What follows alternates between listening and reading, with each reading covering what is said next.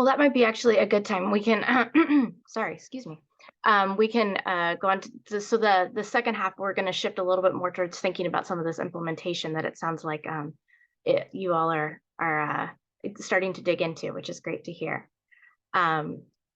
So moving on, let's see if I can get the next slide to go. There we go.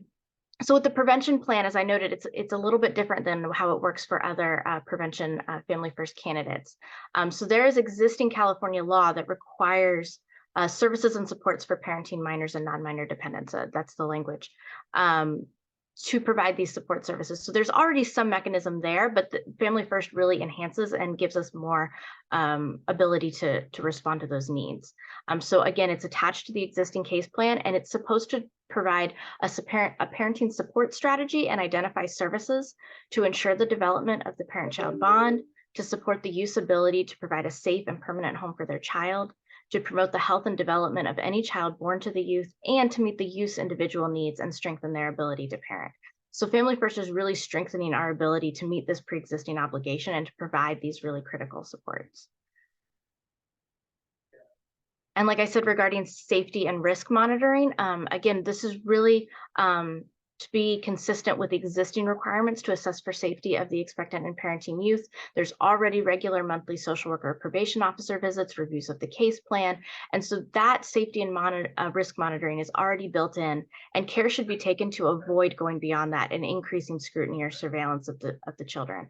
For a big reason for that is because these services, again, are voluntary, and we're trying to be supportive and helpful here.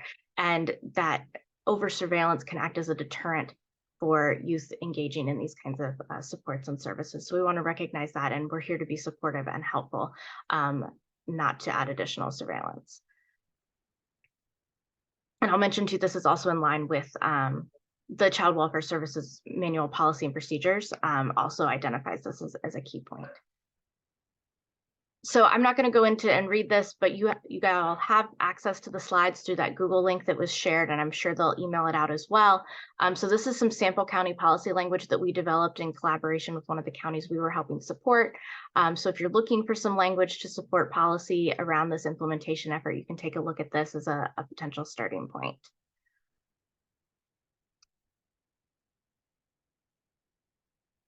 And so then we wanted to check in with you here about if you had any conversations in your county about distinguishing safety and risk monitoring for expectant and parenting youth from that of your other Family First candidates. Has anyone engaged in that conversation yet? It might be early in implementation. We just wanted to see. I see some heads shaking now. Well, hopefully that will be part of some of these implementation conversations that you can take back. I was just going to jump in and say, don't be shocked or embarrassed. Like, I don't think a lot of people have, which is like for us, the big reason to be here and get this information out so we can start having the conversation and thinking about it. Even LA County that has a big group of advocates working on EPI and pushing the issue. It has taken a backseat to the other candidates for Family First. So this is kind of our push for, let's start talking about it, bring it back to your counties. Let's start focusing on this population. Mm-hmm.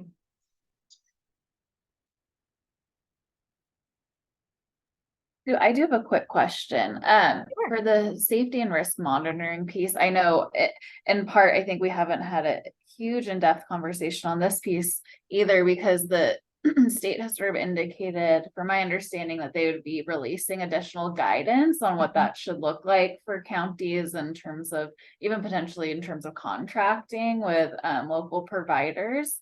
So is that, I don't know if anyone on this call is sort of aware of the state's potential plan on when they might be releasing that, or am I off base? Is that, do we have more flexibility in developing some of that monitoring? Yes, you're right that the state is planning to put out some guidance on that, but that really is in relation to the candidate population. So because there is no additional safety or risk monitoring for expectant and parenting youth, what you're currently doing to support the youth and your regular case monitoring efforts is all that you'd be needing to do for this population. So again, a great thing about working and supporting this population is there's already so much in place. And so this really gives us a chance to strengthen what's there. We don't have to reinvent the wheel here. And that really gives us a chance to get in there quickly and add this additional support. So the guidance coming out from the state will really be around how does that look for candidates, because we haven't really had to do that before. But for expectant and parenting youth, the regular case monitoring is your safety and risk monitoring for this population.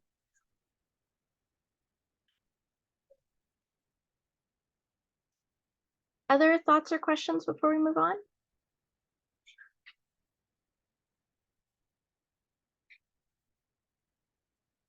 All right.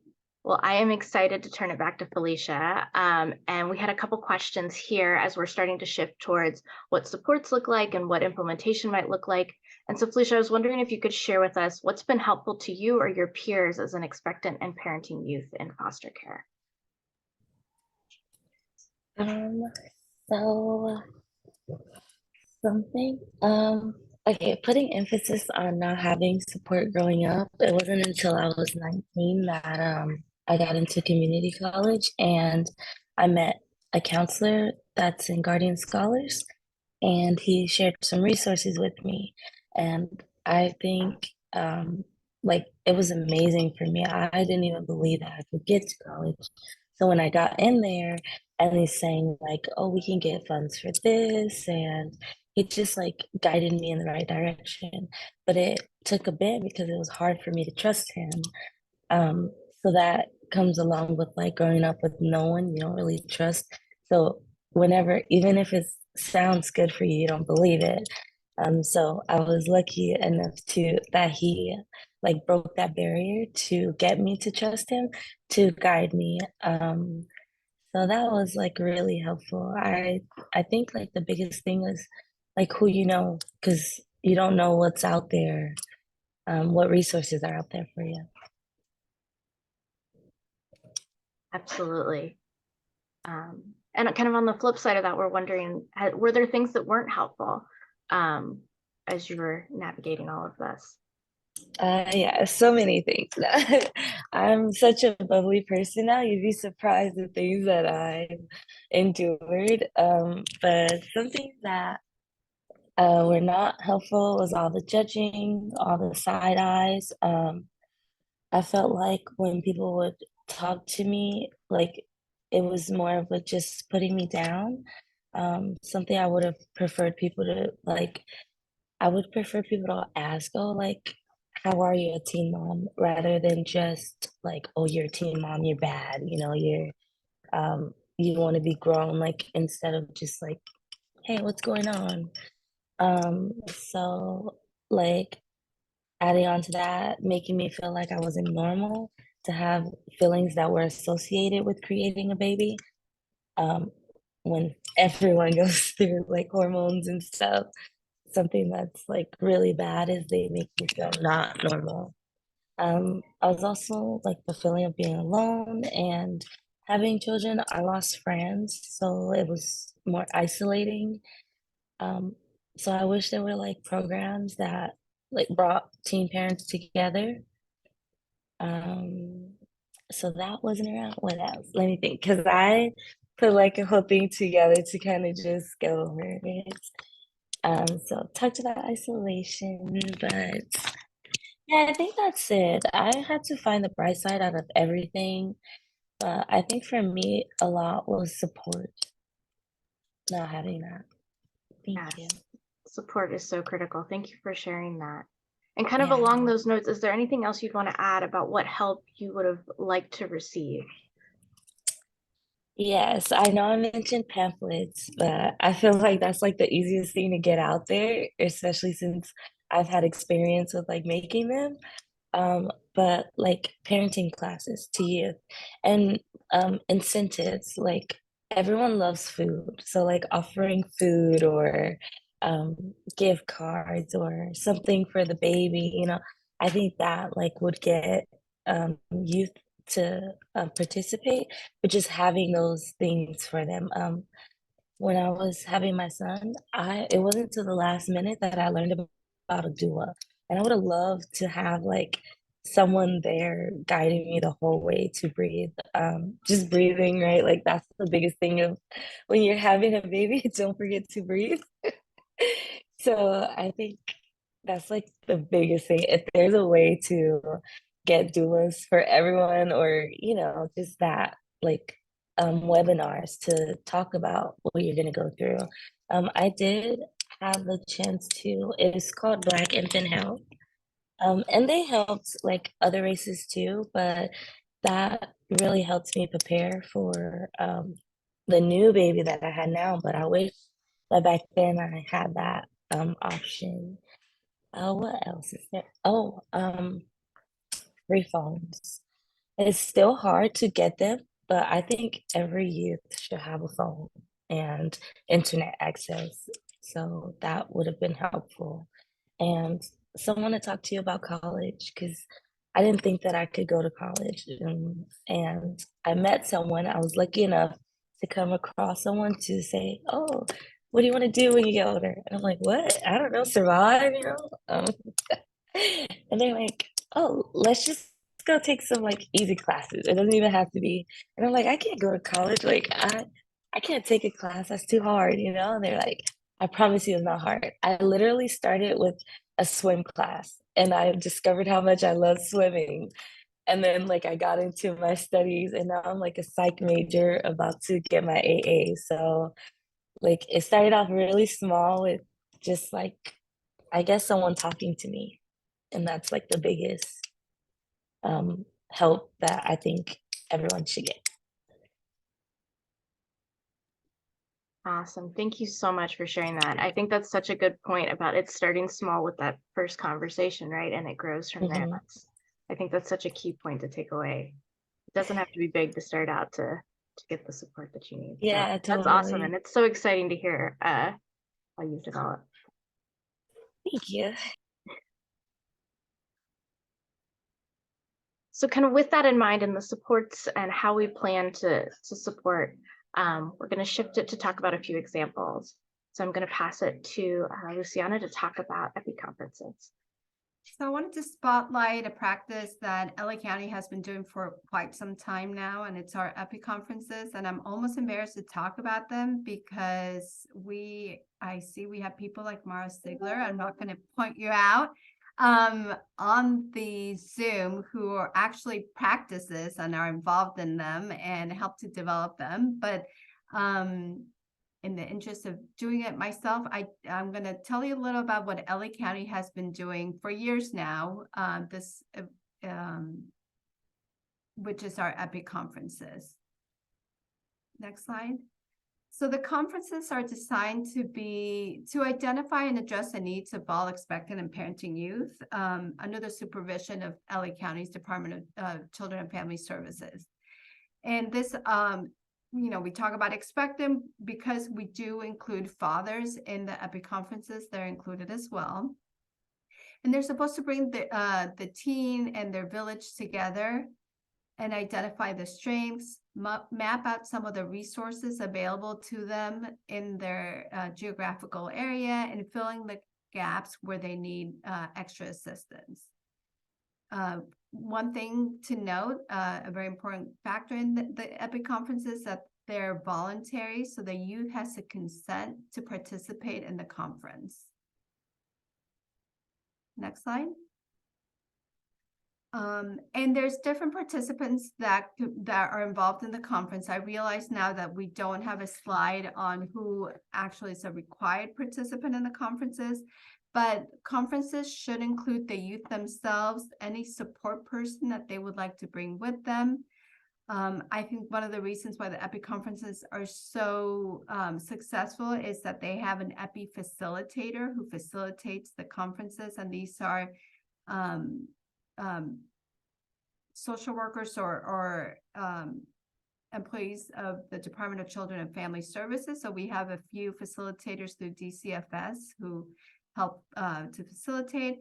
We also have EPI resource specialists, and Mara, who I pointed out, is one of them. And these people are just amazing. So if you want to side chat her and ask her any questions, to really know what resources are available, how to connect youth to resources, do warm handoffs, engage with the youth. I've seen firsthand relationships that have been built between the youth and our specialists that go beyond their EPI conferences and even their stay in their foster care system.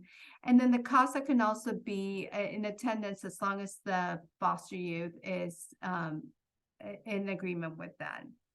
Other people who could participate and who have participated, depending on the youth and the issue or the need, include DCFS and community support, such as an education consultant, ILP coordinator, public health nurse, wraparound representative, DMH, Department of Mental Health, or a therapist. And some family support systems include the baby's other parent, the youth father or mother, their family members, the non-related extended family members, a caregiver or legal guardian, or a significant friend, again, like their support, whether it's a maternal, paternal, and anyone who could be a good support for the youth. Next slide. And as far as what issues are addressed in the conferences, it really is an expansive list. These are some of the issues, but the idea is to support their youth in all of their needs. So they can be discussing anything from parental care and reproductive health, which is, what you most associate with Expectant Parenting Youth, but they're also looking at and discussing and supporting on issues of placement and stability, education, trying to find subsidized childcare, offering and finding parenting classes, early intervention for babies, counseling. They help to assist with legal issues, including family law or tickets, immigration issues. And again, these are not lawyers, so they're not solving the legal issue, but they're creating the connect. They're identifying the issues, what they need help with, and who are we going to reach out to get you the help for that legal issue. Oftentimes the attorneys will hear back from the EPI conference, we've identified that the youth has all these tickets, so it's preventing them from, their credit is being affected. So we will, from the legal side of it, try and assist with that issue. How to get public benefits and other transitional issues and services that are in need and available to them. Next slide. And some of the evidence-based practices that the folks at the EPI conferences are also assisting our youth with connecting them with, practices such as parents as teachers, partnering with teen parents, nurturing parenting program for teenage parents and their families, Healthy Families America, Nurse Family Partnership, Triple P Positive Parent Program, The Incredible Years, Circle of Security Parenting, Systemic Training for Effective Parenting, and Strengthening Families. These are all evidence-based practices that counties should be considering. Again, we talked a little about Family First and how we, in order to draw down money, they have to be evidence-based. And these are some of the practices available, some of the things that have already shown to be evidence-based and been supportive and effective for our youth. Next slide. So I'm going to go back to Phillisha, but just really quickly, is there any questions about the EPI conferences or anything, Mara, you would like to add? Putting you in the spot. If there's not, then I will continue. But again, I just gave you like a really quick rundown of EPI conferences. There is a study that was done on them by, I see Mara's comments, by the Reproductive and Health Equity Project that LA Rep that I referred to. So if anyone would like to see the study that was done on the EPI conferences that describes them further, I'm happy to provide that resource. And there's also resources in the previous slide on EPI conferences that you can look up on the internet and just read more about.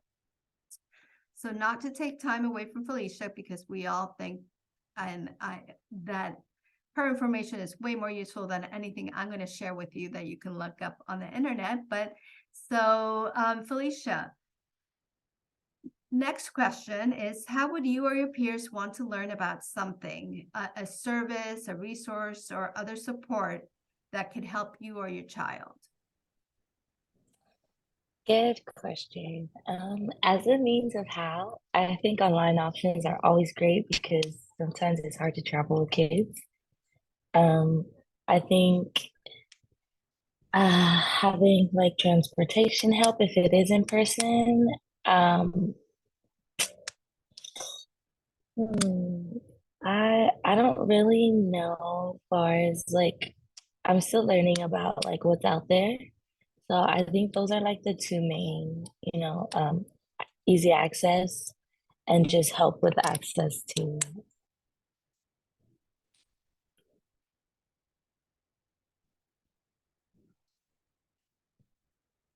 Yes.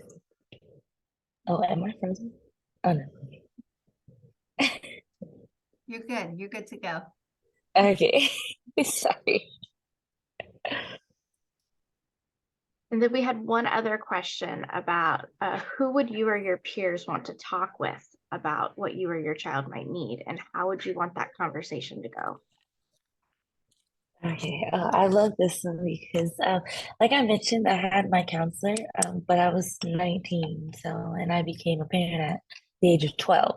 So that's a big gap in, learning about things on your own.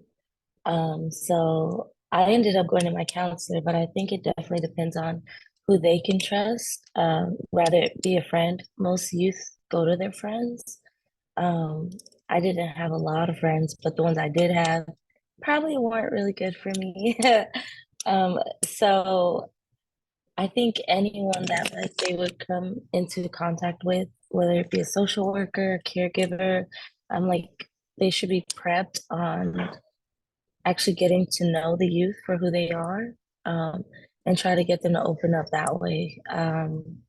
Because like you don't, I mean, youth do go to like if they're in school, they go to like counselors or teachers. Sometimes there are teachers, so maybe teachers could learn a little bit more. I feel like the way the conversation would go for me, I didn't ask a lot of questions when someone was speaking to me, mainly because I was taking all the information in and I didn't know how to ask questions like or ask for help.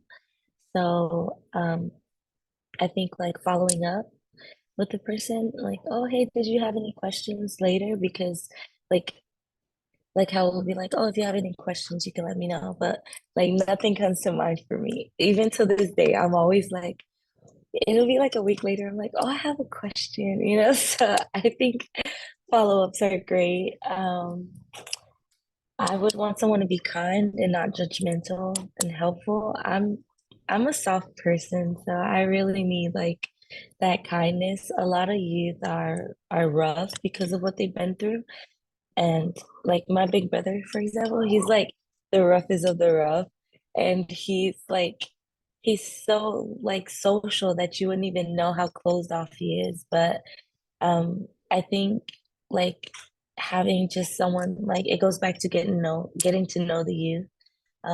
I like if you get to know them, then you'll know how to get them to open up about what they need, or even just getting them to accept what you have to share with them. Um, oh, personal experience. I love hearing like if I'm like, okay, so my counselor, how he got me to open up is he told me about his kids and his wife and how she sometimes gets on his case about certain things. And that made me like, oh yeah, I don't want to be mean to my kids, but I had to get on their case. He's like, oh no, I totally know how that feels because you want to be their parent, but you also want to be their friend. So personal experiences also like helps a lot. And then pamphlets. I love pamphlets. They're like the go-to to giving information. So um I sorry. I like to look things up, so I like whenever I'm speaking to anyone, whether it be a doctor or um, counselor, teacher, I like for them to like print out things for me so I could go look it up for myself later. So I think like um like if you're gonna speak to a youth, like have some type of paper to give them, even if it's just your name and number, right? Like, so I think that's pretty much it. Yeah. Awesome. Thank you so much. That is such good advice. I really appreciate you sharing that with all of us. And that kind of goes right into what we're talking about next is how do we authentically engage expectant and parenting youth, both in kind of the system implementation planning aspects as well as in their own prevention planning. And a lot of that looks the same, but there are some pieces that look different. I think really the key here, the takeaway of nothing else is the authentic part, which I think, Phillisha, you explained so well. The authenticity is really the foundation for the great conversations that need to happen.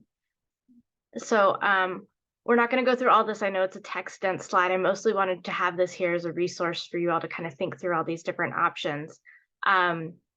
But so really the idea is about meeting youth where they are and making sure that when we're engaging them in implementation, that we're making sure that they are supported and being part of that conversation, that they understand what to expect, that they're given the chance to share and be an equal member in that conversation and to be a partner in the work, to really be able to speak in these decision-making conversations, and that their experience is informing what services and supports are identified and making sure that that's prevention services array that the counties are developing, that it's really meeting the needs that the youth are identifying. And we're inviting them as part of these decision-making conversations to help us work through that and identify what that needs to look like. Another really key part is to bring youth in to identify youth and identify and create youth-friendly outreach materials on what Family First is doing, how it can help them as an expecting and parenting youth, and really making sure that those materials are in language that the youth recognizes and appreciates and respects. And so making sure that it's addressing their needs and the needs that they're identifying. So when they have a question, making sure that that outreach material is answering that question in a way that resonates with them.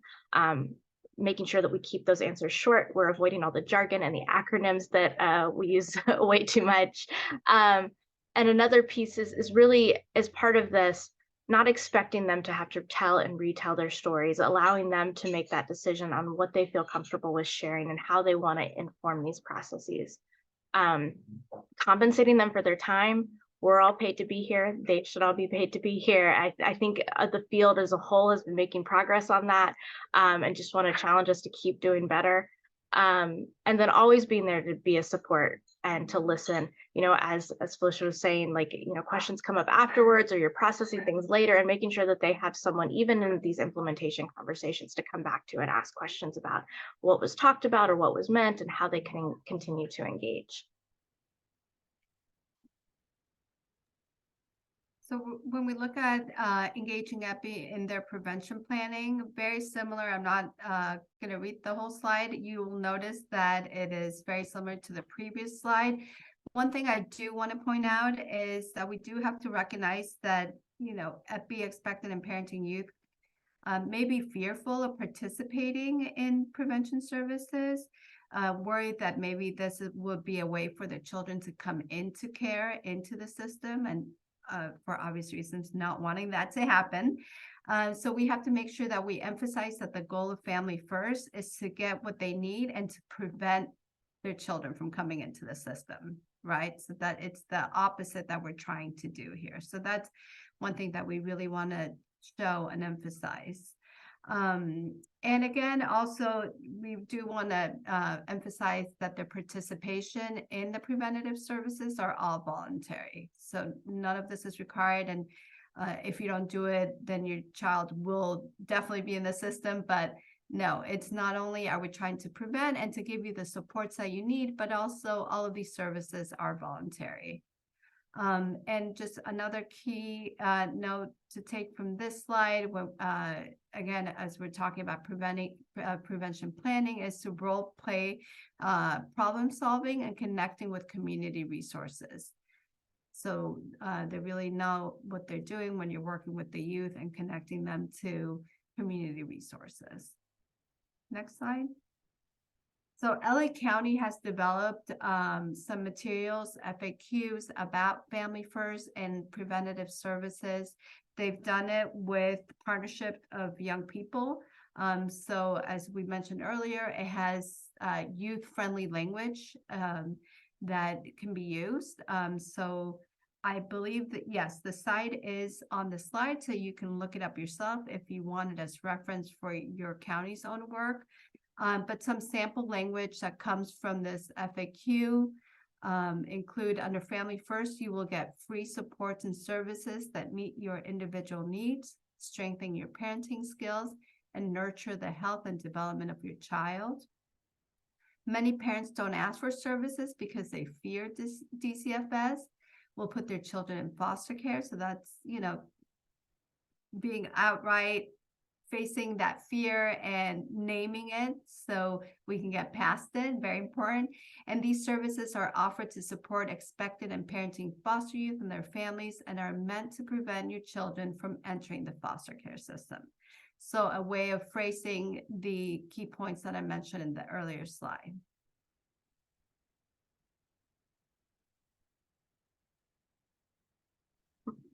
So then thinking about considerations for implementation, hopefully what we've been talking about has already got some wheels turning, but just wanting to turn to kind of some of the implementation theory. I know in day 2, you all are going to be really doing a deep dive into this.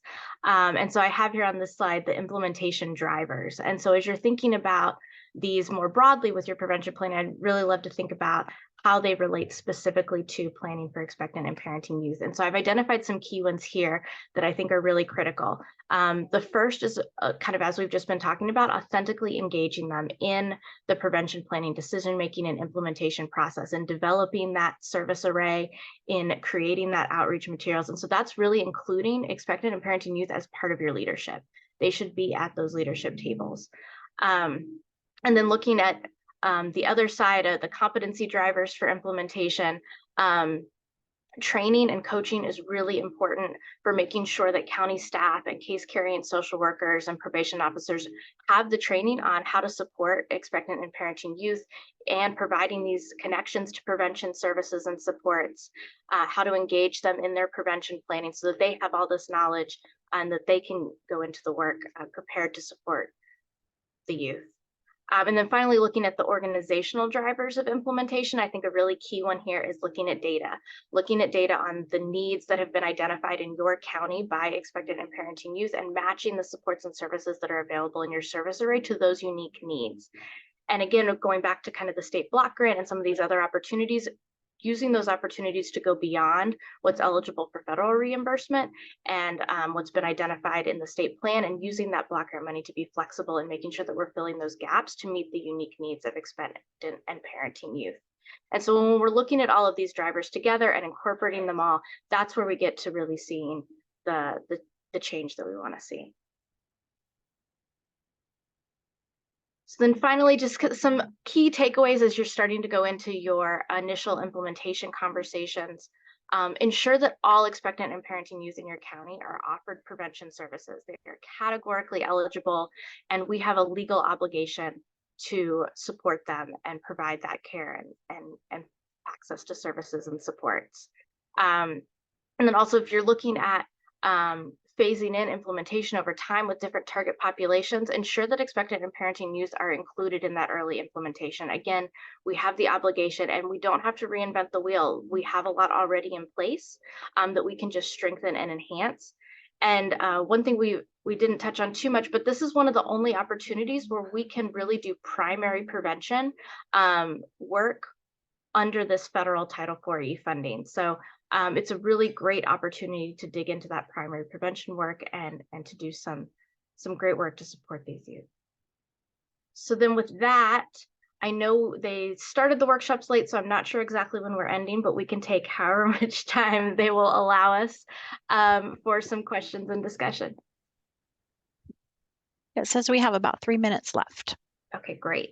Thank you.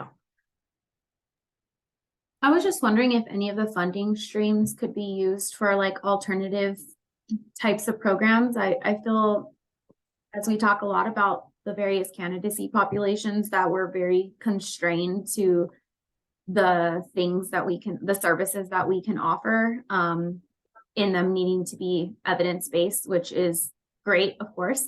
But I think that there's a lot of things that I wish we could offer that are more outside the box. I think specifically our youth participate in a lot of things voluntarily and involuntarily, a lot of services particularly. And so when I think about needing to, or I know it's voluntary, but the option of signing up for something that's like feels very much like their other services. And I heard Phillisha mention like being educated on like doula services. I just wish that there were ways that we could offer things like that, that are just a little bit more outside the box. So I was wondering if you had any suggestions as to like financially what that would look like.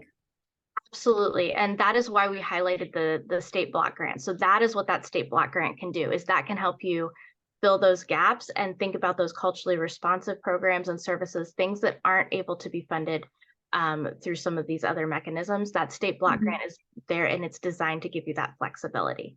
It's just a bummer because every time we have this conversation with any of it, it's always the state block grant. And although it is like a nice sum of money, it's, will run out and can't be used across the board. And just prioritizing these populations is such a difficult thing to do because they've been selected for, the right reasons. And so it's just so hard. Yeah. I hear that. I do. I would encourage you to still do what you can with the state block grant. The more that we show that it's needed, the more we can argue to continue that kind of support.